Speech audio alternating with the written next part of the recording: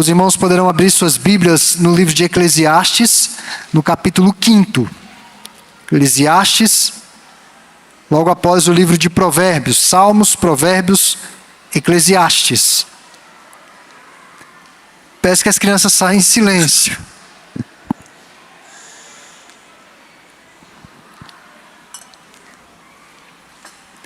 Eclesiastes capítulo 5. Hoje nós vamos falar, irmãos, de um assunto extremamente importante para todo crente. É uma pena que boa parte da igreja não está presente. Talvez eu tenha que trazer essa mensagem de forma resumida, e quando eu perceber que a igreja está aqui com praticamente toda a sua membresia. Nós vamos falar sobre a adoração, um momento de culto. O nosso tema essa noite, a adoração é um olhar para a eternidade. A adoração é um olhar para a eternidade. Eclesiastes capítulo 5, versos 1 até o 7 diz assim: guarda o pé, quando entrares na casa de Deus. Chegar-se para ouvir é melhor do que oferecer sacrifícios de tolos, pois não sabem que fazem mal. Não te precipites com a tua boca, nem o teu coração se apresse a pronunciar palavra alguma diante de Deus, porque Deus está nos céus e tu na terra. Portanto, sejam poucas as tuas palavras, porque dos muitos trabalhos vêm os sonhos, e do muito falar, palavras nécias, loucas.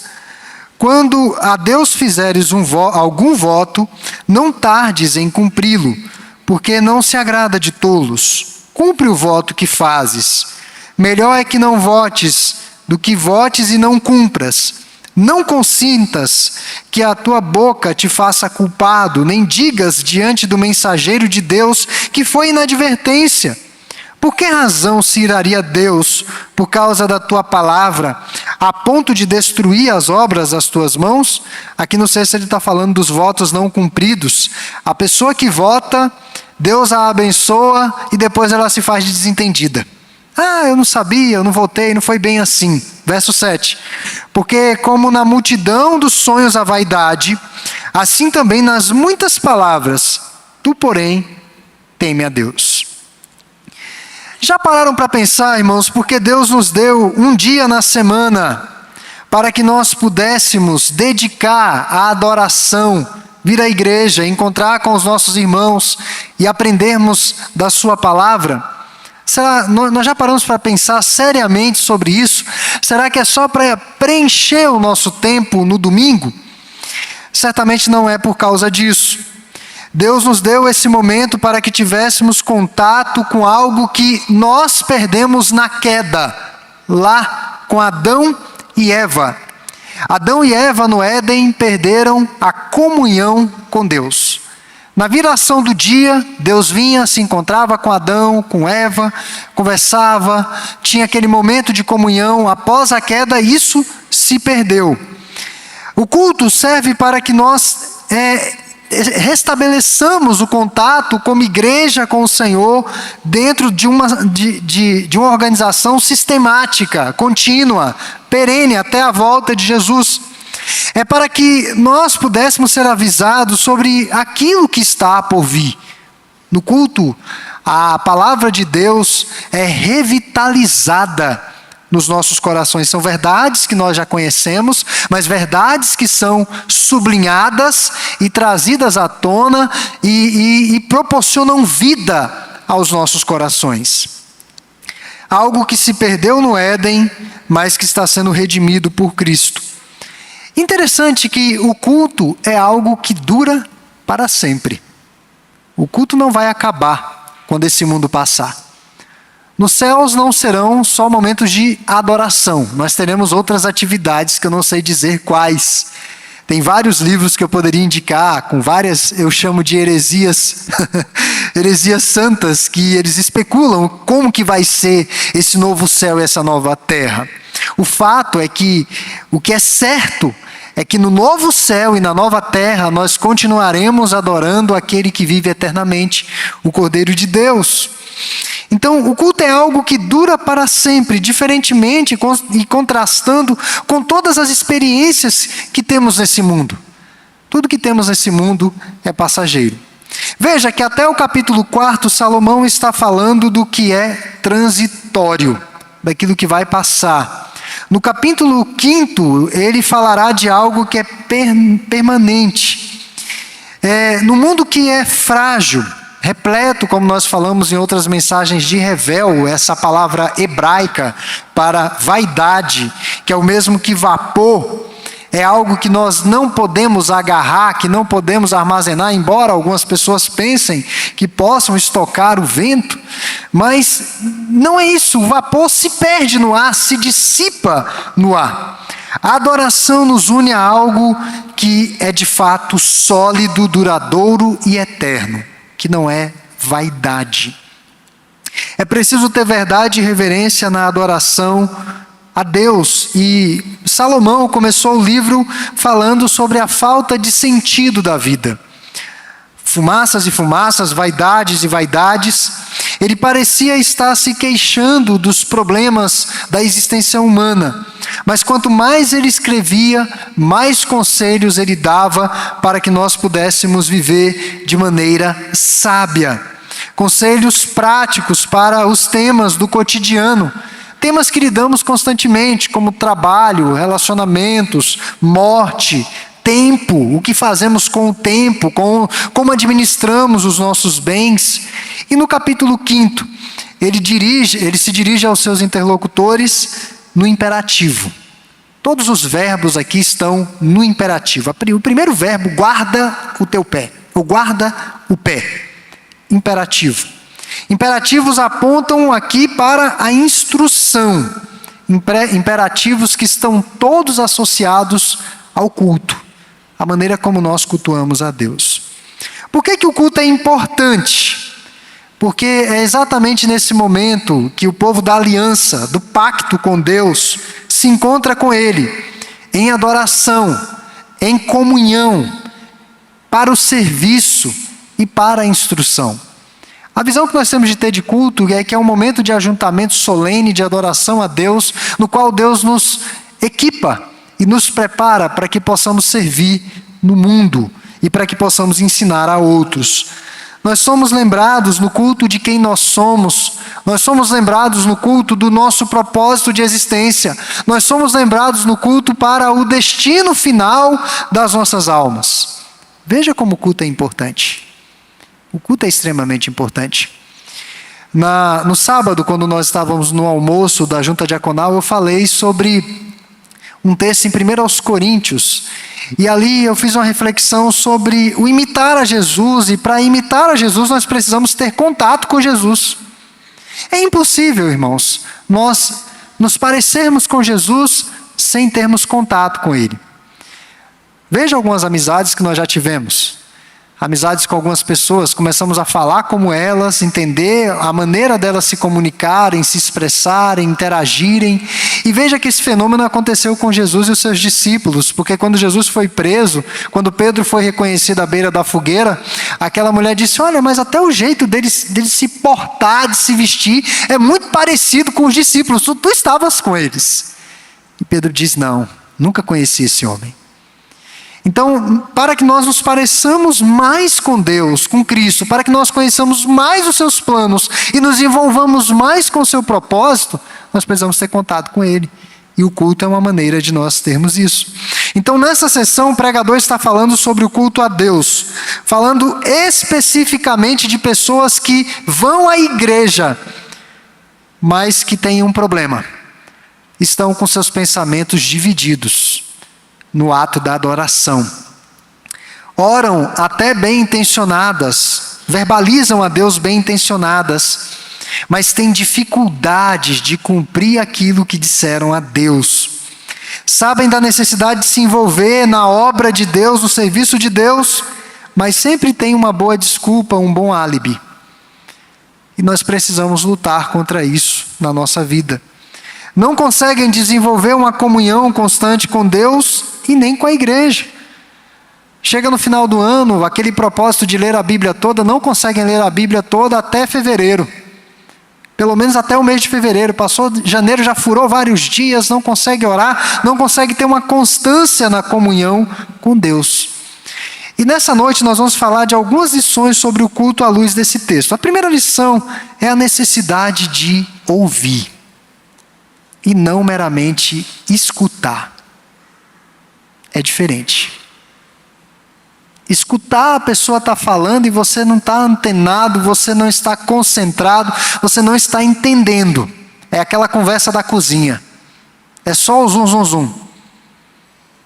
Mas ouvir é diferente. É parar e prestar atenção no que está sendo dito. Salomão persuade aos seus ouvintes que devem ter toda a atenção naquilo que Deus tem a lhes dizer. A palavra de Deus, a palavra Deus, o nome Deus, aparece nesse trecho que lemos 6 vezes, irmãos. Isso é muito significativo aqui. 6 vezes em 7 versículos aparece o nome Deus. Salomão chama a atenção dos seus ouvintes para aquilo que Deus tem a dizer. É melhor ouvir. Por isso que Deus nos deu 2 orelhas e uma boca, para que nós ouçamos mais. O pregador usa aqui uma linguagem dura para censurar as pessoas que não prestam atenção. Esse ouvir é prestar atenção.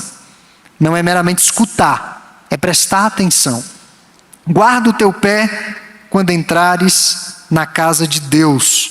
Chegar-se para ouvir é melhor do que oferecer sacrifícios de tolos. Uma linguagem um tanto quanto dura. Não dar atenção ao que Deus está falando é ser um tolo.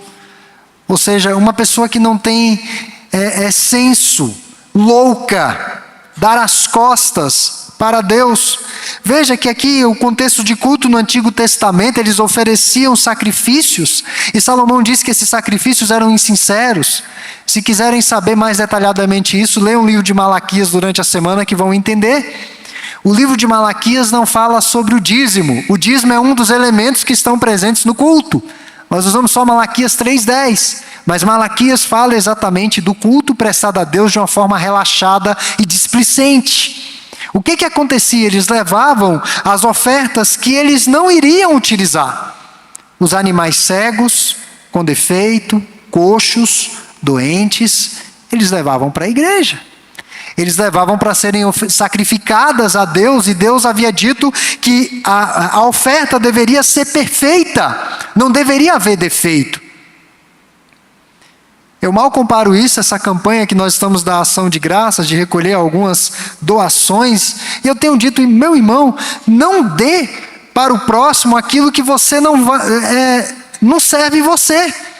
Um sapato rasgado, furado, você não vai usar, o próximo não vai usar. Imagine para Deus. Aquilo que não serve para mim, eu vou levar para a igreja. Nós tínhamos uma coisa aqui na igreja, as pessoas tinham coisas velhas em casa e diziam assim: pastor, tem uma geladeira aqui, tem um sofá aqui. Pode mandar a Kombi para pegar? Ou não, liga para a administração e pede para pegar e jogar no lixo. Casa de Deus não é entulho. Casa de Deus nós temos que levar o que é melhor. E era exatamente isso que eles estavam fazendo, levando animais que não estavam devidamente adequados para o sacrifício. E por isso que Deus fala aqui que eles eram tolos, sacrifícios de tolos. Meus irmãos, ao não ouvir a Deus, nós somos culpados de um grande mal, porque nós desprezamos o Evangelho, desprezamos a cruz e o túmulo vazio. Quando eu falo dos pré-adolescentes que estão nessa transição para o culto, não deixe seu filho dormir no seu ombro.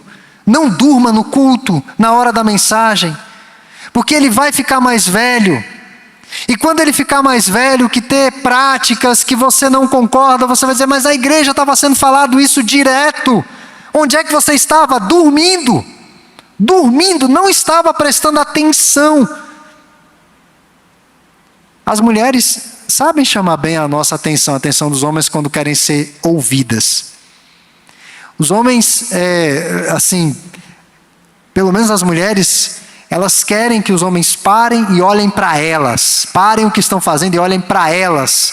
O que elas estão falando. Se os homens estão vendo futebol, se os homens estão fazendo... Elas querem que eles olhem para elas, para terem certeza de que a mensagem foi passada. E muitas vezes diante de Deus nós estamos com o pensamento dividido, displicentes, não estamos atentos àquilo que Deus está nos falando. E isso explica, irmãos, porque algumas pessoas caíram mortas na casa de Deus. Nadab e Abiú, Levítico 10:1, ofereceram fogo estranho. E eles foram mortos na mesma hora. Você diz, não, isso é coisa do Antigo Testamento. Ananias e Safira. No Novo Testamento, Atos capítulo 5, versos 1 a 11, o casal havia vendido as propriedades e mentiram. A questão não foi o dinheiro que eles deram, a questão foi a mentira. Eles não sabiam que Deus é coisa séria, é algo sério o culto a Deus.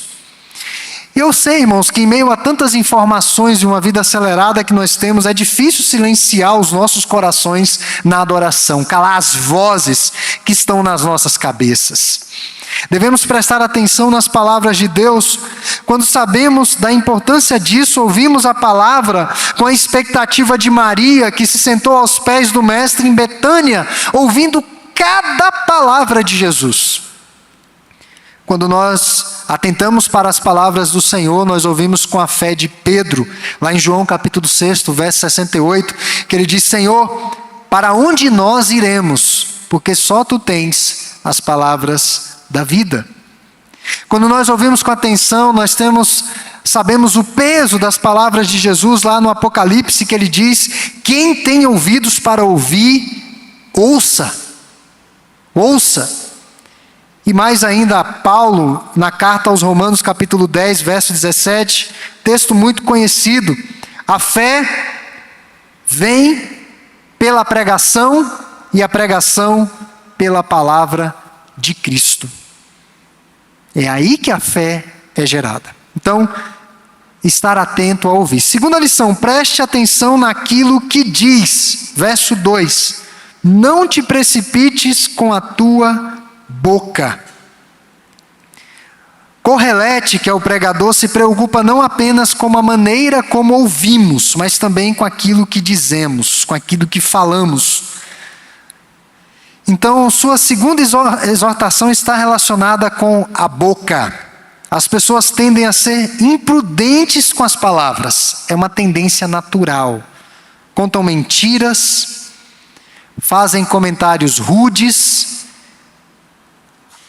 valorizam uma história, às vezes não é uma meia-verdade, mas elas colocam adendos para valorizar uma história. E aqui eu vou confessar um pecado público que eu tinha antes de ser crente. Eu era muito bom de contar história, mas eu adicionava muita coisa. Eu mentia demais. Foi uma das maiores dificuldades que eu tive depois de ser crente, foi abandonar a mentira. Era um hábito escravizador mesmo. Então eu ia contar uma história, eu contava a história tão bem contada que as pessoas diziam, gente, mas que incrível, né? Mas tinha muita mentira. Então as pessoas mentem, fazem comentários rudes, atacam com raiva, proferem ameaças de morte, usam insultos repulsivos, fazem promessas que jamais cumprirão. Eu vou passar na sua casa hoje, mas a pessoa já sabe que não vai passar lá. Ela já sabe que não vai dar. Mas ela diz, não, eu vou aí. Blasfemam contra Deus. Sempre que a boca se abre, ela revela o que está dentro do coração. Sempre. E temos de ter muito cuidado com o que falamos. E Salomão diz que Deus está nos céus e nós na terra. E este, sem dúvida alguma, é um dos melhores versículos para nos colocar no nosso devido lugar. Nós somos seres mortais, limitados ao tempo e ao espaço, ou seja, há uma distância incalculável entre o finito e o infinito, uma distinção entre o Criador e a criatura, e isso tem implicações práticas quando nós estamos adorando. Nós estamos adorando a um ser infinito, a um ser poderoso, a um ser que não mente, a um ser que é puro, que é santo. que é todo verdade. Nós temos que ter muito cuidado com as nossas palavras diante do Senhor. Há alguns cânticos, principalmente cânticos espirituais, que têm algumas frases muito pesadas. Muito pesadas. E nós estamos cantando. Por isso, ouvir, não escutar, entender aquilo que eu estou cantando. Tem cânticos que a gente não deveria cantar, porque nós estamos fazendo promessas a Deus que nós não vamos cumprir. Nós estamos fazendo votos a Deus com a nossa boca. Então precisamos conhecer o nosso lugar, lembrando-nos de quem é Deus e de quem nós somos. E ele usa uma ilustração aí que, se trabalharmos muito durante o dia, é provável que tenhamos sonhos à noite. Quando você está envolvido em qualquer tarefa que exige muito de você, seja intelectualmente, seja braçalmente, ou de qualquer outra forma, ou mentalmente, emocionalmente, você está muito envolvido com a atividade, você vai dormir, você pensa naquela atividade. Uma viagem longa que você faz dirigindo horas e horas, quando você vai dormir, aí você sonha dirigindo. É o que Salomão está fazendo aqui, uma conexão entre o vínculo daquilo que se fala com a tolice. A pessoa que fala demais, não tem gente que fala demais pelos cotovelos. A pessoa que fala demais, que é dada à verbosidade, geralmente é tola. Geralmente fala muita coisa que não devia ter falado. Como regra geral, os prolixos são tolos. Como pregador do Antigo Testamento, Jesus nos orienta a que as nossas palavras sejam poucas na presença de Deus. Mateus 6,7, ele diz assim: orando, não useis de vãs repetições como os gentios, porque presumem que pelo seu muito falar serão ouvidos.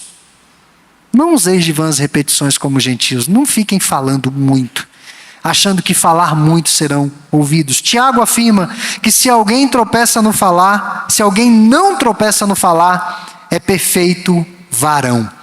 Tiago capítulo 3, é um texto bom de se ler depois. Ele fala que a língua é o que guia o corpo, é como o arreio do animal. Se você controla a língua, você controla todo o seu corpo. Jesus é esse varão. Mesmo quando foi perseguido, não respondeu com raiva injusta, e no final de sua vida, quando estava morrendo na cruz, escolheu cuidadosamente cada palavra nas famosas 7 frases da cruz. E certamente Cristo tem graça para nos ajudar a dizer palavras que agradam a Deus em primeiro lugar. E pelo poder do Espírito Santo, eu creio que Ele vai nos ajudar a controlar esse membro inquieto que é a nossa língua. Então, uma última lição que Salomão nos ensina sobre o culto. O culto nós ouvimos, o culto nós falamos, mas no culto nós temos que sair daqui resolutos a praticar aquilo que nós verbalizamos, aquilo que nós votamos. Tiago afirmou que todo homem esteja pronto não apenas para ouvir, mas também para praticar aquilo que foi ensinado. Após nos instruir a ouvir e prestar atenção naquilo que falamos, Salomão agora nos diz o que devemos fazer. Em poucas palavras, faça o que você diz. Cumpre os votos que fazes. Ele está falando aqui dos votos que nós fazemos a Deus. Isso é seríssimo, irmãos. Seríssimo. E nós hoje ainda votamos, temos votos solenes, comunitários, votos quando nós professamos a nossa fé, votos de casamento, votos quando batizamos nossos filhos, votos às vezes no banco, quando estamos passando por alguma dificuldade ou provação, nós fazemos votos. Salomão está dizendo: cumpre aquilo que você faz ou fala que vai fazer ao Senhor. E nós podemos citar aqui um bom exemplo, o exemplo de Ana, que estava na casa de Deus, angustiada, orando, pedindo um filho, e ela disse: Senhor, se o Senhor me der um filho, eu vou te devolver. E Ana cumpriu o voto dela ao Senhor. Então logo Samuel desmamou, ela devolveu o seu filho a Deus. E hoje as pessoas têm facilidade de fazer promessas a Deus e não cumprir. Ou talvez dar um jeitinho para não cumprir. Eu já contei para os irmãos a história de um pastor que recebeu um de seus membros um dia no seu gabinete, o membro disse assim: pastor, eu estou desempregado, eu quero que o senhor ore para que eu consiga um emprego. E pastor, diante de Deus eu vou ser dizimista fiel. Deus me dando um emprego, eu vou ser dizimista fiel. Pastor, olha, cuidado com o que você vota. E o pastor orou e aquele membro conseguiu um emprego.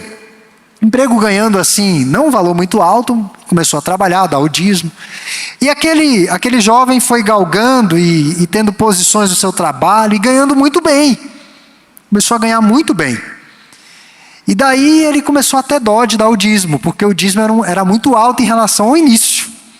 E aí um dia ele procurou o pastor e disse: pastor, eu vim aqui para a gente conversar sobre aquele voto, né? Para a gente dar um jeito, porque eu estou dando um dízimo muito alto, né? Então eu estou ganhando melhor, dá um pouco menor o valor. Pastor, tudo bem, nós vamos orar e pedir para Deus reduzir o seu salário. Ele falou: não, pastor, aí não tem condição. Mas nós temos dificuldades de cumprir aquilo que votamos a Deus. Damos um jeitinho, nós vamos dando um jeitinho. O brasileiro parece que é meio que mestre nisso, de dar um jeitinho. E Salomão está chamando a atenção para a gravidade disso.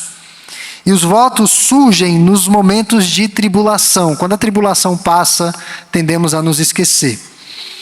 Então, o cumprimento dos votos, irmãos, promessas e compromissos, fazem parte da nossa santificação, do nosso amadurecimento na fé. Quando nós cumprimos os nossos votos, honramos os nossos votos a Deus, isso significa que o Espírito Santo está agindo nos nossos corações. Porque muitos dos votos são verdadeiros atos de fé. O dízimo é um ato de fé. O vir à igreja é um ato de fé. A oração é um ato de fé. Porque nós não estamos vendo a Deus. Nós não estamos necessariamente ouvindo a Deus. E o nosso coração incrédulo, no momento da oração, pode dizer: você está falando sozinho. Mas não, nós estamos falando com Deus. Então, quando nós cumprimos os nossos votos a Deus, isso expressa amadurecimento. Cristo cumpriu todos os seus compromissos até a morte de cruz. E é exatamente nele que nós encontramos forças para cumprir os nossos votos. Salomão fecha essa sessão aqui sobre o culto com uma simples sentença: teme a Deus. Verso 7. Teme a Deus. No livro de Provérbios, ele trabalha com muita propriedade essa premissa do temor ao Senhor. E no final de Eclesiastes, quando finalmente ele alcança a conclusão da sua jornada espiritual, da sua busca espiritual, o pregador dirá que o propósito da vida é temer a Deus. Eclesiastes 12, 13. Ele busca sentido. Ele diz: olha, o sentido da vida, a finalidade da vida é temer ao Senhor. Então assim o livro avança dessa vaidade, dessa futilidade, da transitoriedade da vida para a reverência a Deus. Então temer a Deus é reconhecer o seu poder e majestade, reconhecer que Ele está nos céus e nós aqui na terra. Ele é Deus e nós não somos deuses. É reconhecer o nosso lugar diante do Senhor. Então eu quero concluir. O culto é uma oportunidade que Deus nos dá para olharmos para a eternidade, para olharmos para aquilo que é permanente. No culto, a necessidade de ouvir a Deus, de prestar atenção naquilo que se diz, naquilo que se fala, por isso desse cuidado na presença do Senhor, e praticar aquilo que se fala, aquilo que se vota. Guardar o pé, ouvir, orar, cumprir os votos, não considerar o voto um erro e temer a Deus. Essa seria a nossa síntese geral. E muitos vêm à igreja, lamentavelmente, sem a reverência adequada. Eu não estou falando de roupa, eu não estou falando da mera movimentação, mas eu estou falando do coração. Muitos vêm por causa do formalismo ou da superstição. Sabia que tem gente que vem na igreja por causa da superstição? Tem gente que vem por causa disso.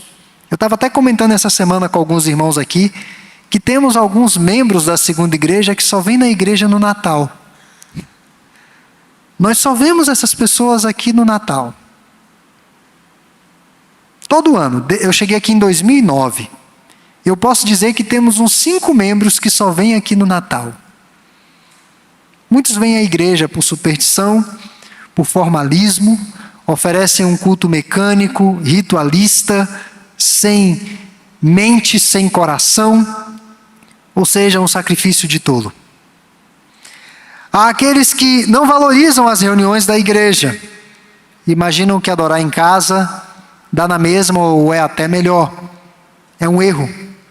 Atribuem baixo valor e estima para o culto a Deus.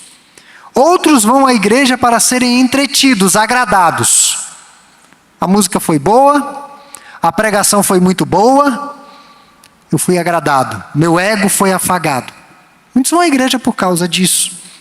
Na igreja presbiteriana nós não temos o culto show, mas tem muito presbiteriano que vem na igreja para ter o seu ego afagado, para ter uma boa mensagem, ver se o pregador não escorregou em alguma parte do português, ou teologicamente, ou se o pregador foi muito enfadonho, muito chato, ou se demorou demais.